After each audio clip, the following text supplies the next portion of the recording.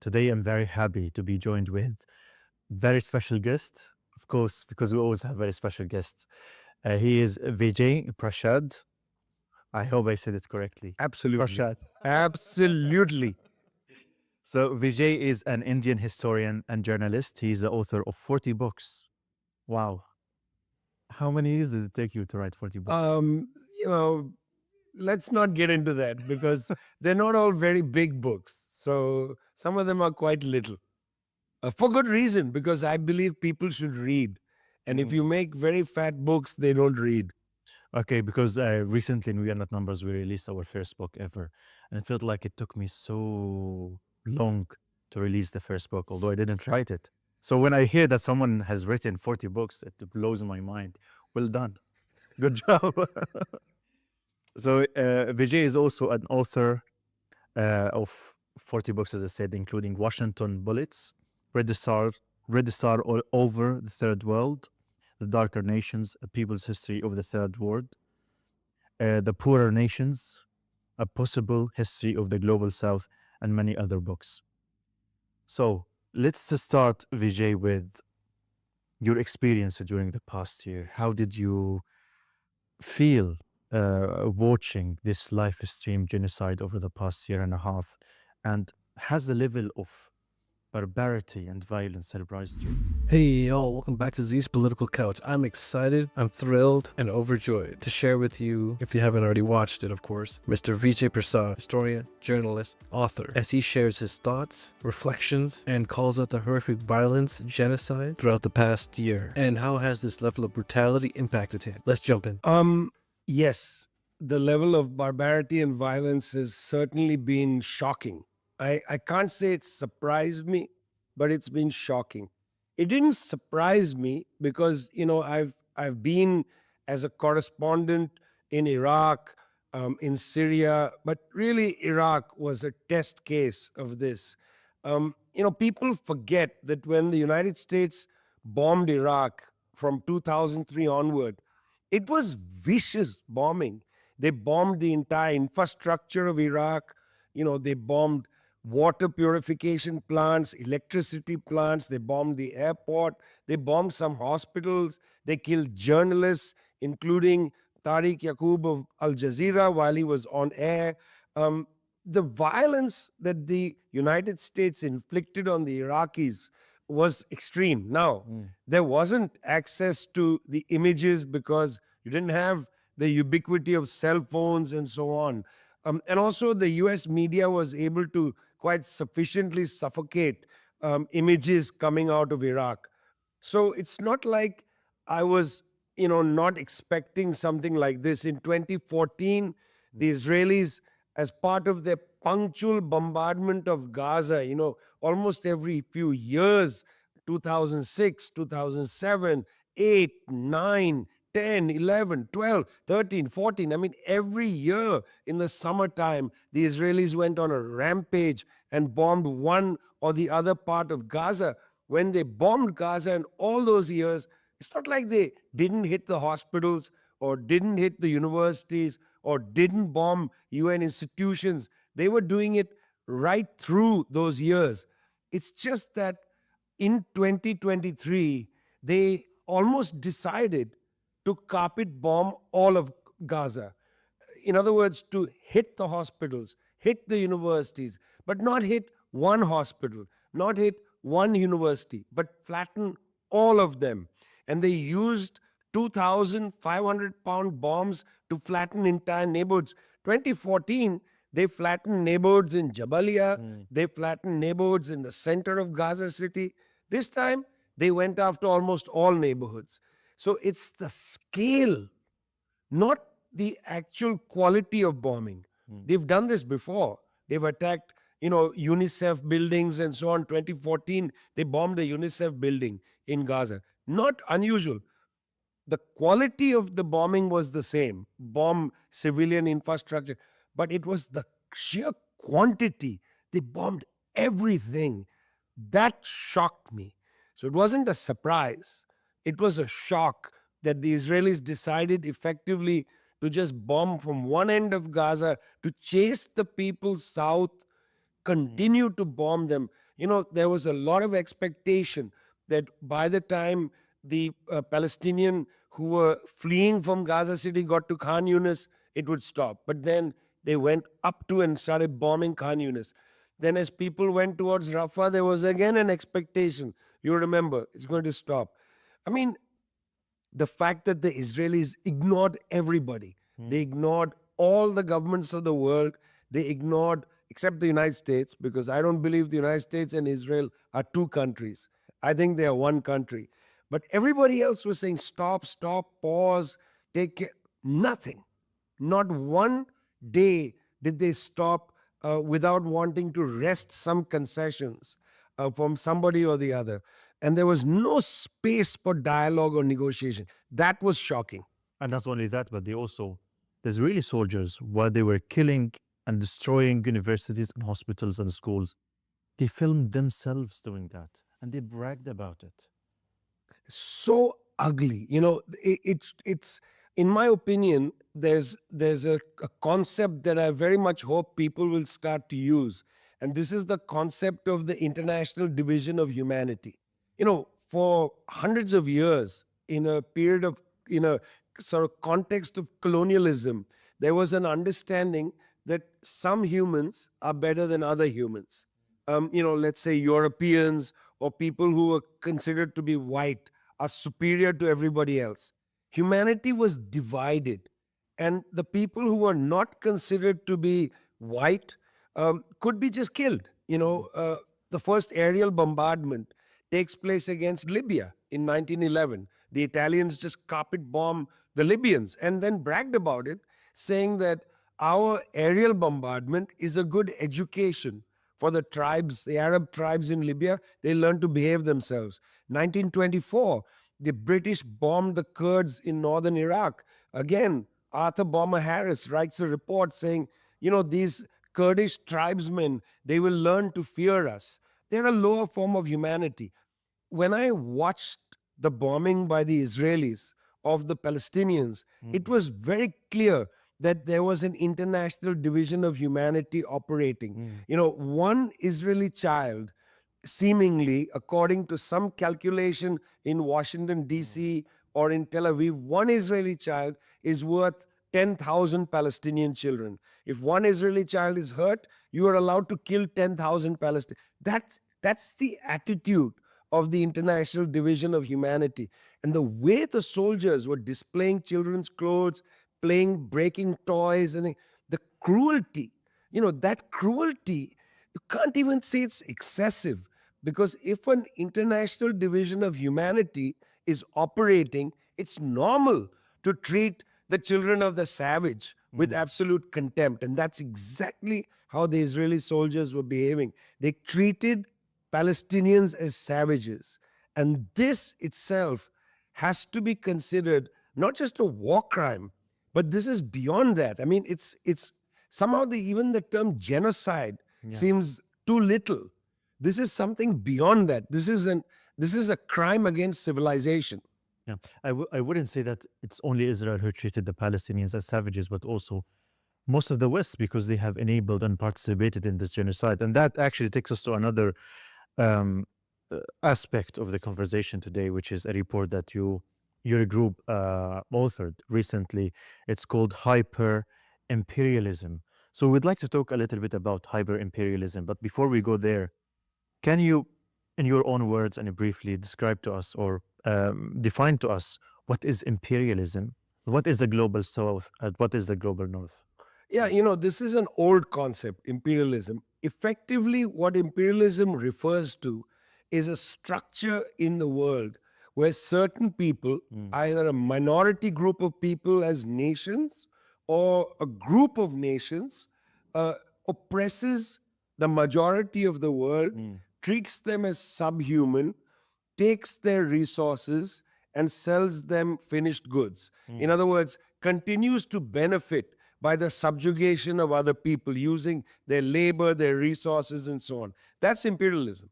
Imperialism is something that we experienced, during the British colonization of large parts of Africa, Asia, French colonization of large parts of Africa, some parts of Asia, so on. I mean, in a sense, After the collapse of the Ottoman Empire, the totality of Palestine was colonized by the British and was held as a so-called mandate. Palestine was in British hands and north of Palestine in French hands, the French mandate, including what is today Lebanon. Then the extraction of resources and the use of other people's labor at lowered cost. That's imperialism. You see, we live in a slightly different period than the classical imperialism. Why is that? Well, some countries, particularly in the post-World War II period, centered around the United States, began to mute their various differences. So the Europeans muted whatever differences they had with the United States, and they created a bloc. That bloc has a military alliance. The military alliance is the North Atlantic Treaty Organization, NATO, created in 1949. That bloc has a very important intelligence alliance called the Five Eyes Network, which includes Canada, United Kingdom, Australia, New Zealand, and the United States. That was created in the 1950s. Now it's an 11 Eyes movement, includes some European countries. In 1974, these countries created a political economic group, which was the G7. It was, Italy, West Germany at the time, United Kingdom, France, Canada, United States, and Japan. These were the G7 countries. So if you take the military alliance, the intelligence alliance, the kind of political guidance coming from the G7, this group becomes the global north. And this group actually unifies policy and starts to act together. Now, we calculated military spending by this bloc. The NATO plus bloc, that means the NATO countries plus a few allies like Japan and South Korea, if you include their total military spending, it's 74.3% of global military spending. People think, oh my God, China is becoming a major threat to the world. China's military spending is 10% of the global total. Russia, 4%. It's this NATO plus country with the United States as the major spender on military arsenal. This is the real threat to the world. And Israel is a part of this bloc. I mean, I'm very much of the view that the debate that has happened over many years, is the United States directing Israel or is Israel directing the United States? Israel, as usual, is playing the villain, bombarding Gaza with impunity, but this time they've really outdone themselves, flattening entire neighborhoods, hospitals, schools, mosques, shopping centers, like they're in some action movie. And who's giving them the green light? The US, of course. While the world screams stop, the US just hands Israel a free pass, like the kid who starts the fight and convinces the teacher it's no big deal. Vijay Prashad nails it when he talks about the international division of humanity. Apparently, Israeli lives are more valuable than Palestinian ones, and that's not just morally wrong, it's genocidal. Real villain here isn't just Israel, it's the US backing them up, turning a blind eye to the destruction. So while Israel plays the role of the bad guy, the US is right there playing the enabler. This is a debate we should stop having. The fact is, the United States and Israel are one country when it comes to the Palestinians. They operate hand in glove. If you start thinking that they are not hand in glove, you will get confused. When Joe Biden would say, well, we're trying to tell them to have a ceasefire, but meanwhile he's shipping 2,000-pound bombs, what he's saying is merely to confuse the world. In fact, they weren't trying to get Israel to have a ceasefire. There's no evidence of that. Blinken will travel to Tel Aviv 10 times during the conflict. But okay, when the Ansar Allah government in Yemen said that, look, we cannot any longer tolerate weapons going through the Red Sea and going to help Israel kill more Palestinians, we're going to stop that. United States government didn't bother with any diplomacy. They didn't send Blinken to Sana'a to go and talk to the Ansar Allah leadership.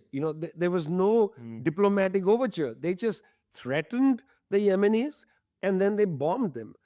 So look, in that sense, the United States was bombing Yemen on behalf of Israel. Yeah. Where is the space between these countries? So we generally think of this global north as a pact, as a bloc. Germany, with the United States, supplied almost 100% of Israel's weapons. United States about 80%, Germany close to 20%. These are hand in glove. Britain provided a small percent, but still very sophisticated equipment to the Israelis. They are hand in glove. I don't imagine that it's useful to continue the debate and discussion whether there's any difference between Berlin, London, Washington, and Tel Aviv. I think they are part of a bloc which we call the global north, and they treat those who are on the other side of the international division of humanity without any care for their life, for decency. There's no care and concern at all. That actually explains the situation very well. But my question to you, why is Israel so special to the West? And the West doesn't only support Israel militarily, but also diplomatically with media. It is very much part of the West, part of the North, of the global North. Why is that so? What is so special about Israel? I would like us first to go to something a little absurd.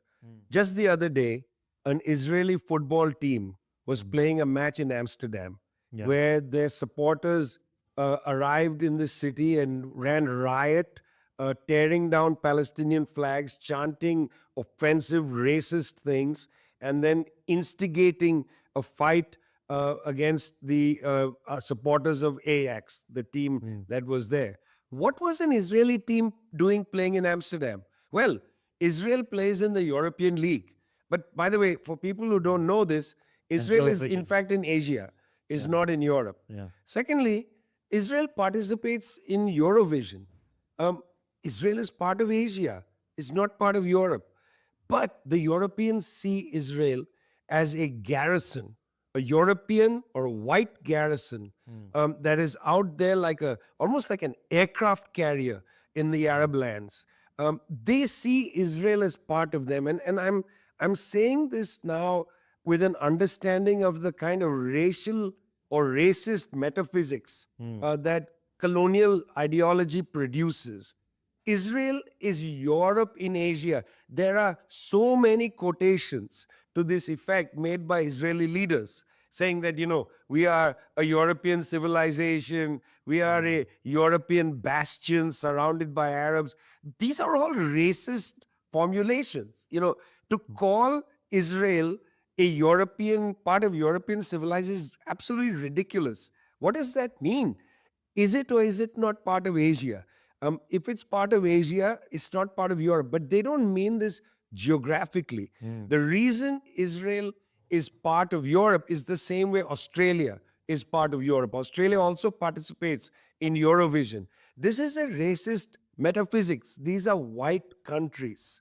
And I don't think this should be underemphasized. They support Israel because it's a white country fighting against people that they think of as dangerous barbarians.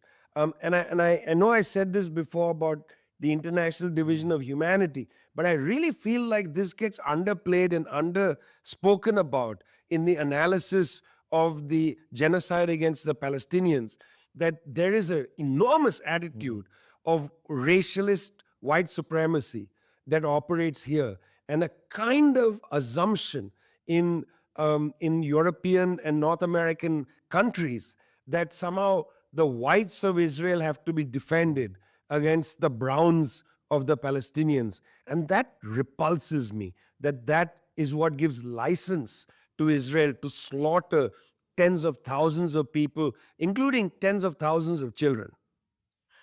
In your report titled Hyper Imperialism, a Dangerous, Decadent, and New Stage, there's a quote that I would like to read.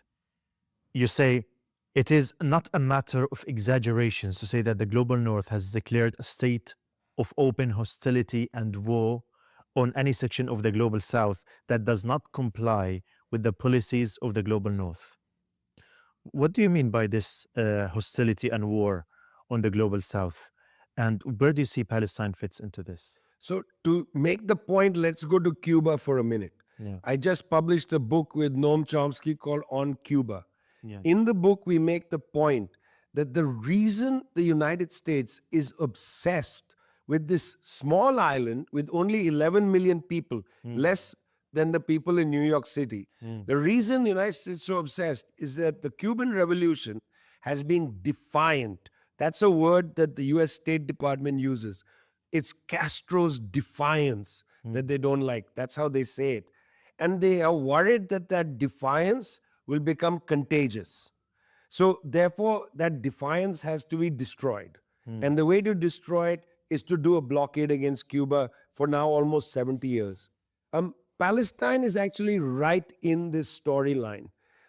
It's very interesting because you could make the argument that when the Palestinian leadership, which had been quite isolated in North Africa, having been removed from Beirut after the Israelis invaded Lebanon in 1982, the PLO had to leave, go to North Africa, were very detached from the Palestinian, occupied Palestinian territory. When the first Intifada happens in 87, the PLO was really not able to understand what was going on.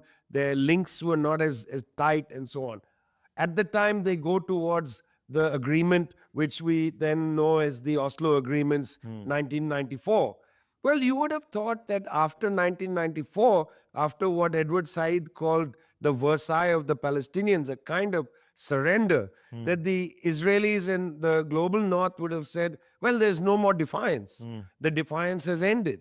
And in fact, it is to some extent true that there was a little truce, that the PA was allowed to establish itself, particularly in the West Bank, not really in East Jerusalem, which the Israelis were convinced they would annex at some point. They had land on it, built universities and so on. And Gaza was also a kind of expectation that maybe they could settle things there. Remember, they had settlements and so on in Gaza. What happens subsequent to that is that there were enough factions of the Palestinian resistance movement that did not accept Oslo. Some of these were of the left, but there were also groups like Islamic Jihad, Hamas, and so on that rejected Oslo. And it's their defiance that makes this idea of Hamas so central to the imagination of the West. Subsequent to the Hamas winning the Legislative Assembly elections 2005, that's when the bombing start of Gaza. It's to actually snuff out defiance by Hamas. They defied not only Oslo, but they defied the global north. Now, this doesn't mean that it's about Hamas. It's about defiance. And it's so interesting that the West linked Hamas to Iran very early on. Regardless of the West's stereotypical attitude to the Middle East, where they say, well, Shias and Sunnis don't get along. I mean, Hamas had nothing to do with Shiism. It comes out of the Muslim Brotherhood tradition. It was largely getting financing from Qatar and Turkey. There was really not much Iranian influence at all on Hamas. But the United States put together all the elements of defiance in the Middle East. Hezbollah, Hamas, Iran, all in one place. And all that defiance had to be killed off. Later, when Ansar Allah comes in, they say again it's an Iranian proxy. I mean, now Mr. Netanyahu is conducting what I think of is an act of gaslighting. He wants, and he's been trying desperately, to turn the genocide against the Palestinians into a war against Iran. He wants everybody to think that what the Israelis are doing is not murdering Palestinians, but protecting the West from a defiant Iran. That's his gaslighting. That was, I think, the reason why they go to Iran to kill a Hamas leader. They go and murder Syed Hassan Nasrallah, who was, in fact, one of the most beloved leaders in the Arab world for the fact that he had resisted against the Israeli occupation of Lebanon, a legal resistance, and had defeated the Israelis. In fact, twice. Once by forcing the Israelis to leave Lebanon in 2000, and secondly, by not being defeated by the Israeli war of 2006. The murder of Nasrallah, the killing of a number of Iranian generals to try to provoke Iran into a war. And Iran has been extraordinarily disciplined, knowing that entering into this conflict actually benefits Benjamin Netanyahu because the United States will come and clobber Iran. So, this idea of defiance that which is why they want to say, look, we have nothing against the Palestinians. We just want to erase Hamas. But in fact, here's the crazy thing. If you just want to take out Hamas, why are you bombing civilian buildings at night?